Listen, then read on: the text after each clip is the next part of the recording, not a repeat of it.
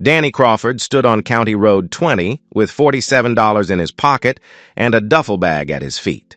17 years old, legally old enough to be kicked out, young enough to have absolutely no idea what came next.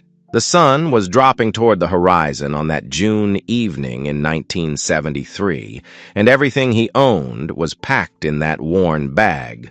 Clothes, boots, a few high school notebooks that wouldn't help him survive. His stepfather's words were still sharp in his head.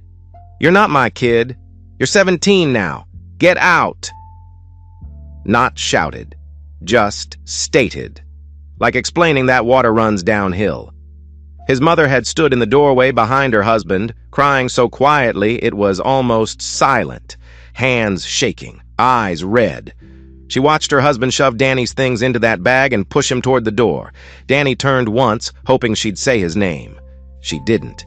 The door closed. And here's what matters about that moment. It wasn't the loudness of the rejection that broke something in him. It was how ordinary it felt, how matter-of-fact, like he'd always been temporary, and everyone had finally admitted it. Most people pass through moments like this and make choices they can't take back. Danny was standing at one of those crossroads. No car, no job, no family willing to take him in, just cornfields on both sides of the road and a sky turning purple. He checked his pocket again, even though he knew what was there. $47 can buy you a couple meals. It can't buy you a future. It can't buy you the feeling that you matter to anyone. He tried to look like he was waiting for something, like he belonged there, like he wasn't a kid who'd just been thrown away. Cars passed. Most didn't slow down. Some drivers looked at him and then looked away. That's a choice, by the way. People make it every day. They see someone struggling and they decide it's not their problem. Each passing car made the silence heavier. Then a pickup truck slowed down. Old paint, engine that rattled like it had been working hard for decades. The driver leaned across and rolled down the window. Late 60s, weathered face, eyes that had seen plenty of mornings exactly like this one. "You need a ride, son?" Simple words, no suspicion, no demand for his story. Danny grabbed his bag and climbed in before fear could stop him. They drove a few miles without talking. The silence wasn't uncomfortable. It was the kind of quiet that happens when someone is deciding something about you. Eventually, the man spoke. "Where you headed?"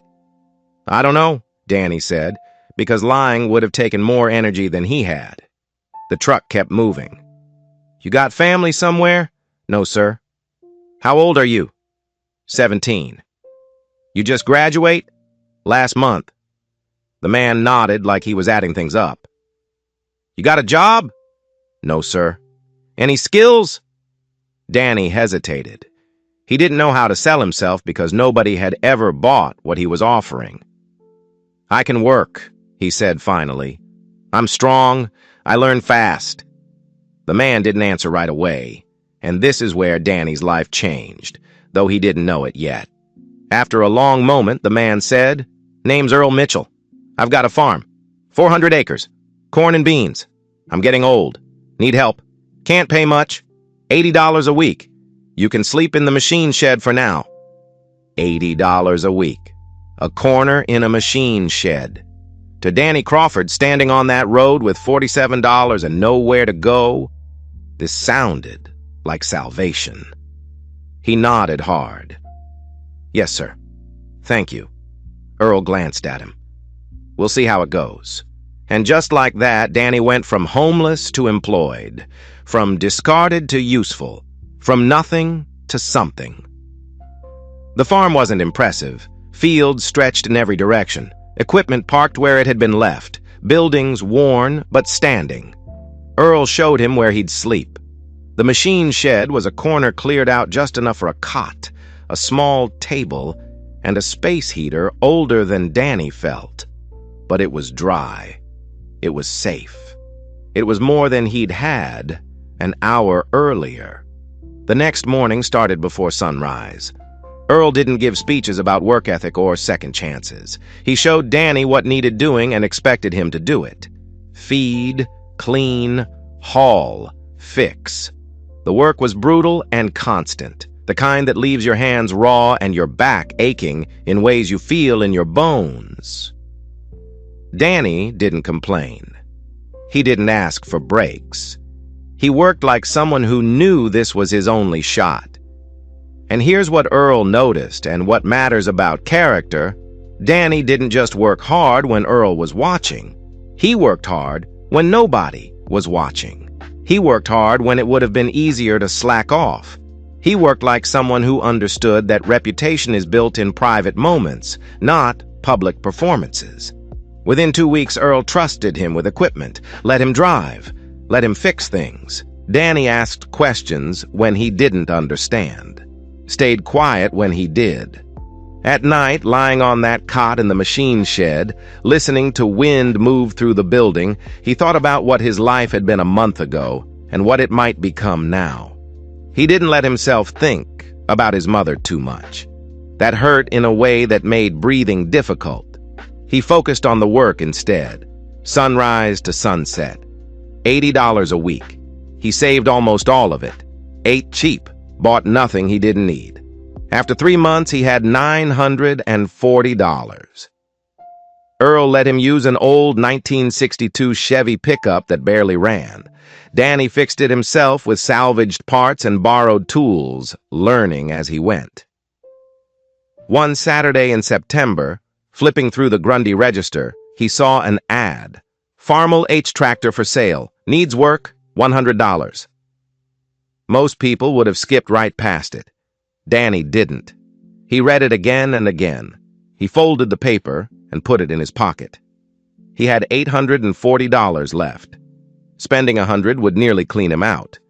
He lay on his cot that night thinking about risk and fear and what it meant to own something. Really own it. Something nobody could take away from him. The next morning, he called the number. The tractor was in a barn outside Cedar Falls. The owner was a widow whose husband had died 2 years earlier. The machine had been sitting since then, covered in dust and mouse nests, engine seized, tires flat. "It probably doesn't work," she said. "I'm just trying to clear out the barn." Danny stood there looking at it. The thing was a disaster. Rust everywhere. Parts missing. Anyone with sense would have walked away.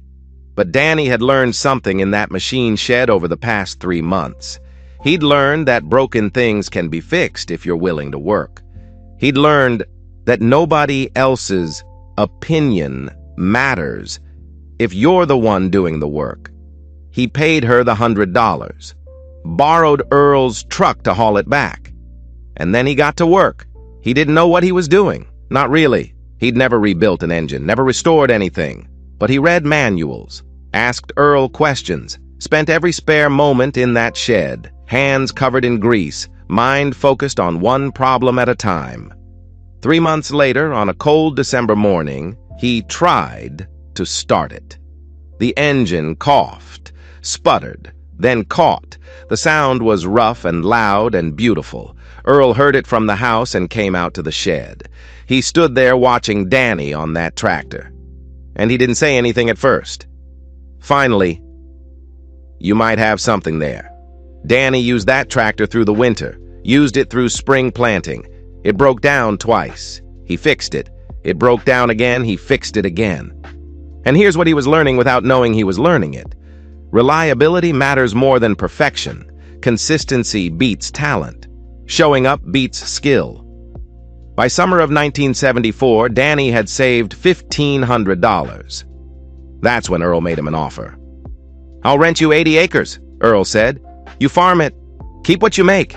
Pay me $3,000 at harvest." Danny's hands went cold. $3,000. He had $1,500 saved. If the crop failed, he'd lose everything. If it succeeded, he'd make real money. This is the kind of decision that separates people. Some people play it safe. They work for wages their whole life. They never risk anything. They never own anything. Danny said yes. He worked that land like his life depended on it, because it did. Up before dawn, working past sunset, using that $100 tractor he'd rebuilt with his own hands. When equipment broke, he fixed it. When rain came at the wrong time, he adjusted. When exhaustion set in, he pushed through it. He slept 4 hours a night, ate one real meal a day, lost weight, gained calluses. September came. Harvest time. Danny worked 18-hour days, running that Farmall H until it was so hot the engine smoked. Corn came off dry and clean. Market prices were strong. By October, he'd cleared $7,000.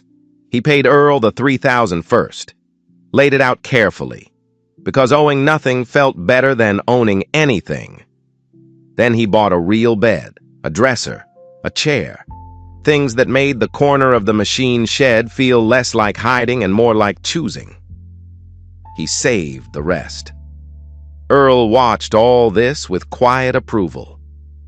"You did it," Earl said one evening, leaning against the fence as the sun went down. "Most young farmers fail their first year." Danny nodded. "I'm not done." And he wasn't. The next year, 1975, he rented 160 acres, used the Farmall, borrowed Earl's equipment. The work doubled.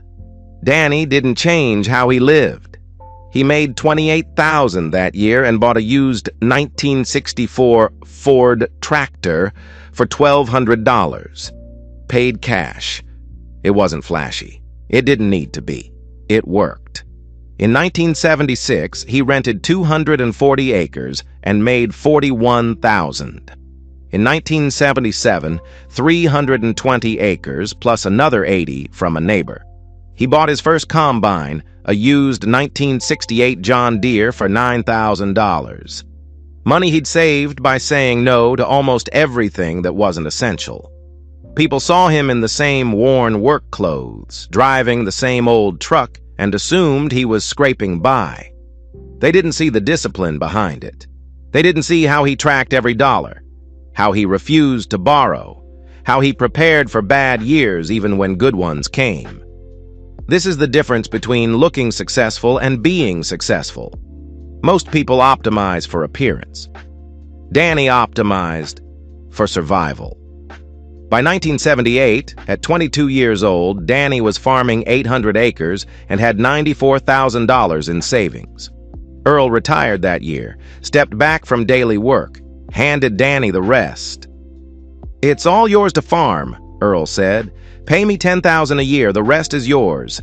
Danny took on another 300 acres from neighbors, 700 total, then 900, then 1,200. Each expansion came only when he knew he could handle it. No shortcuts, no gambling. He upgraded from the machine shed to a small trailer house on Earl's property in 1980. It cost $4,000 and felt like luxury.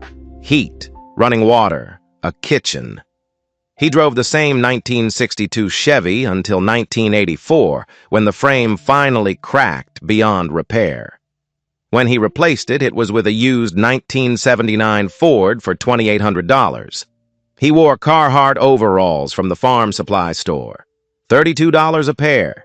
3 pairs rotated for years. People thought he was broke. He let them. In January 1982, Earl died. The farm felt quieter without him, emptier in a way that had nothing to do with sound. Earl's nephew put the 400 acres up for sale, asking price $320,000. Danny had $130,000 saved. For the first time in years, he didn't immediately know what to do. This land was everything. Where he'd been given a chance, where he'd slept in the cold, where he'd learned who he was. But it was also a massive financial commitment. He thought about borrowing the difference. He thought about letting it go. For 2 weeks, he barely slept. Finally, he made a decision that felt like jumping without knowing if the net was there.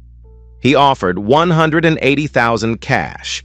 If the nephew said no, he'd walk away. No loans, no overextending. The nephew accepted immediately. Danny sold some equipment, drained his savings, closed in March. At 26 years old, he owned 400 acres. That night, he walked the property alone, fields stretching out under the stars, and felt something settle deep inside him. Nobody could take this away. Nobody could kick him off. This is what ownership means. Not just having your name on paper, but knowing you earned it, knowing you paid for it, knowing nobody can take it from you. In 1983, he met Sarah at church. She was 24, elementary school teacher, grew up on a farm, understood long hours and quiet men. They married in 1984. Sarah moved into the trailer house and never complained. "We'll build something nicer when we can afford it," she said, and meant it. Their first child, Earl Mitchell Crawford, was born in 1985. Danny named him after the man who'd saved his life. Their second child, Grace, came in 1987. In 1989, they built a real house on the land. Nothing fancy. 1,600 square feet, 3 bedrooms, simple and solid. They paid $48,000 cash. When Danny's mother died that same year, Sarah encouraged him to go to the funeral. He did. His stepfather ignored him. His half-siblings barely acknowledged him. Danny paid his respects and left. "Do you wish it had been different?" Sarah asked later. "Every day," Danny said, "but wishing doesn't change anything." He focused on his family, on the farm, on building something stable. In 1990, he owned 800 acres, rented another 1,000, and had a net worth of $1.4 million. By 2000, he owned 1,400 acres, rented 1,200 more, and was worth $2.8 million. He didn't change much. He worked. He saved. He helped young farmers when he could, renting land at fair prices, answering letters from people who'd read about him and saw hope in his story. In 2010, a reporter interviewed him. "You were kicked out at 17 with $47, the reporter said. "Now you're worth over $3 million. How?" Danny thought for a long moment. "I bought a $100 tractor nobody wanted," he said. "I fixed it. I used it. I never stopped working." That year, he told his story publicly for the first time. Letters poured in. Young farmers saying they didn't feel so alone. Parents saying they'd use his story to teach their kids about perseverance. In 2015, he spoke at Iowa State University. He drove the Farmall H to campus, parked it outside the auditorium. 800 students showed up. He told them everything. The cold, the fear, the work. He took them outside and showed them the tractor. The same one, still running, 42 years old. "This tractor taught me everything," he said. "Broken things can be fixed. You don't need much to start, just something that works and the willingness to use it." The students stood in line to touch it, take pictures, ask questions. Danny watched them and thought about the kid he'd been, standing on County Road 20 with a duffel bag, and how close he'd come to disappearing. He went home that night tired and grateful. By the time Danny reached his late 50s, the work no longer defined every hour of his day, but it had already shaped everything else. He still woke early out of habit, still walked the fields when the light was low, still listened to the sound of engines the way other people listen to music. He had help now. His son Earl ran most of the operation, confident and capable. The kind of farmer who didn't need to announce himself because the land already knew him. Danny helped during planting and harvest, when the pressure returned for a few weeks and reminded him of who he'd been. The rest of the time he stepped back, watched, and tried to learn how to be still without feeling useless. The Farmall H stayed in the machine shed, always clean, always ready. He started it once a month. Not because it needed it, but because he did. The sound never failed to take him back to that shed where a kid who'd been told he didn't matter watched a dead engine come alive under his hands. In 2012, a documentary crew asked him what success had cost him. The question caught him off guard. He was quiet for a long time, longer than people expect before they start to feel uncomfortable. "It cost me my childhood," he said finally. "I grew up fast at 17. Had to. It cost me a relationship with my mother. We never fixed that before she died. That still hurts." He paused. "It cost me time with my kids when they were young. I was always working." But here's what Danny understood by then. Life doesn't offer clean trades. You don't get to choose between perfect options. You choose between the option in front of you and nothing, between risk and safety, between trying and giving up. On June 14, 1973, Danny Crawford stood on a road with $47 and faced a choice that 17-year-old kids shouldn't have to make. Survive or disappear, fight or quit. He chose to fight. Not with anger, not with bitterness, but with work, with discipline, with a $100 tractor nobody else wanted. And that choice changed everything. So if you're standing on your own County Road 20 right now, facing your own impossible situation, wondering if you can make it, understand this. Danny Crawford didn't have special advantages. He didn't have money. He didn't have family support. He didn't have connections or lucky breaks or secret knowledge. What he had was $47 and a willingness to work. What he built from that became everything. The question isn't whether you have enough to start. The question is whether you're willing to start with what you have. Whether you're willing to fix what's broken. Whether you're willing to work when nobody's watching. Whether you're willing to save when everyone else is spending. Whether you're willing to bet on yourself when nobody else will. That's the real story here. Not that Danny became successful, but that he became successful by doing things most people aren't willing to do. By living in a machine shed when he could have complained about unfairness. By spending $100 on a broken tractor when he could have spent it on comfort. By working 18-hour days when he could have worked 8. By saving money when he could have spent it. By owning land debt-free when he could have leveraged everything. The Farmall H still runs. Danny Crawford still owns it. And somewhere right now, someone is standing on their own County Road 20, wondering if they can make it. This story is for them.